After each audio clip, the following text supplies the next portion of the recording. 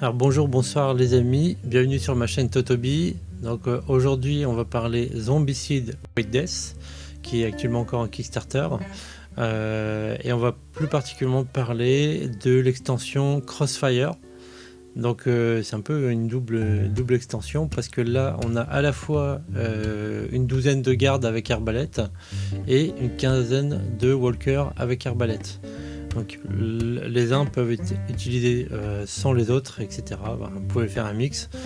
Donc là ici vous avez aussi des cartes d'action distance retardée pour les gardes et des cartes, 6 cartes d'apparition pour les walkers, avec des cartes de référence, livret de règles pour tout expliquer tout ça.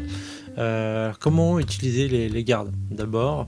Donc là ce qui est intéressant avec ces gardes là, ce qui va différer avec ceux de la boîte de base White Death, donc pour ces derniers en fait vous avez attaque de mêlée et attaque de tir, alors que pour ceux de Crossfire, donc ceux avec les arbalètes, en fait ils n'ont pas d'attaque de mêlée standard, ils ont juste des cartes d'activation d'action à distance retardée.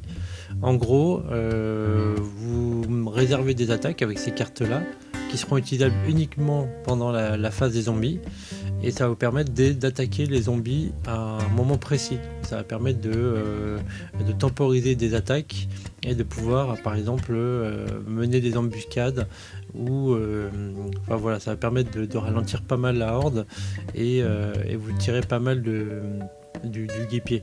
Ce qui va être intéressant également, c'est que pour ceux qui veulent les jouer à Black Plague et Green Horde, c'est possible. Donc là il y a une règle simple, c'est qu'il faut en mettre 2 par zone ayant des objectifs. Donc ça va être sympa. Bon, ça va un peu faciliter les parties.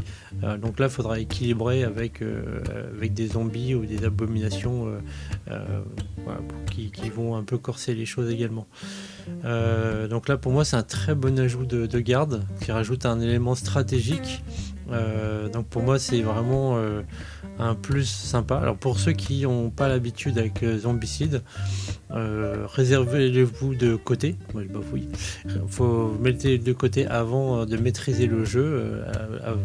Prenez les bases d'abord et ensuite au fur et à mesure ajouter des petits éléments. Donc là les gardes sont assez sympas parce que ça va vous permettre petit à petit d'ajouter des éléments de gameplay assez complets. Pour les walkers, donc là ça n'a pas été assez explicite sur le Kickstarter en termes de règles. Donc apparemment leurs tirs font beaucoup de dégâts et également transpercent les armures. Donc apparemment ce qui peut faire la différence par rapport aux Dead Eye Walkers qui sont sortis, donc c'était les archers squelettes. Eux ils tiraient à 3 zones dès qu'ils étaient à portée de tir. Donc là on n'a pas la distance de tir, mais on sait qu'ils transpercent les armures.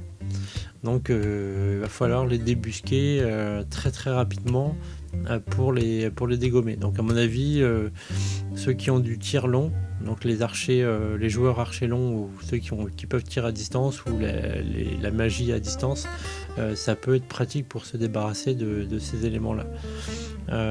Donc là un peu ce qu'il faut faire si vous voulez bien vous amuser avec les Deadbolt, c'est pareil, c'est comme j'avais expliqué pour les berserkers, donc vous voyez dans mon autre vidéo, donc c'est la gestion de la pioche d'apparition.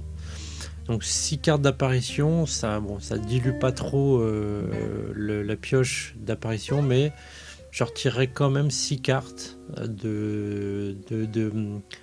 par exemple je prendrai 3 cartes de walker, une carte de runner, une carte et 2 cartes de brut par exemple, ou l'un ou l'autre, 2 cartes de runner, une carte de brut comme vous préférez, mais de quoi équilibrer un petit peu ça pour rendre l'apparition des Deadbolt un peu plus courant et un peu plus fréquent pour les rendre un petit peu plus dangereux. Ça fait beaucoup d'un petit peu plus.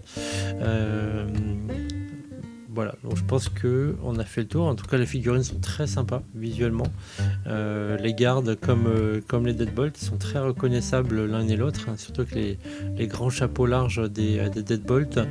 Les gardes, bon, je pense que même si leur armure ressemble beaucoup à ceux de la boîte de base, je pense que pour ceux qui veulent les peindre, en peignant les arbalètes avec des teintes bien visibles, je pense qu'il peut être aisé de les reconnaître.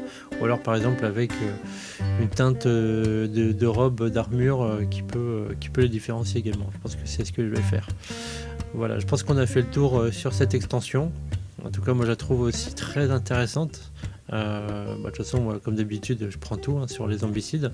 Dites-moi vous si vous allez les prendre, si elles vous intéressent ou pas, si vous allez les peindre également, quelles couleurs vous avez prévues. Et puis abonnez-vous à ma chaîne et n'hésitez pas à mettre un pouce bleu sur la vidéo parce que ailleurs ça peut faire mal. Et je vous dis à la prochaine, ciao.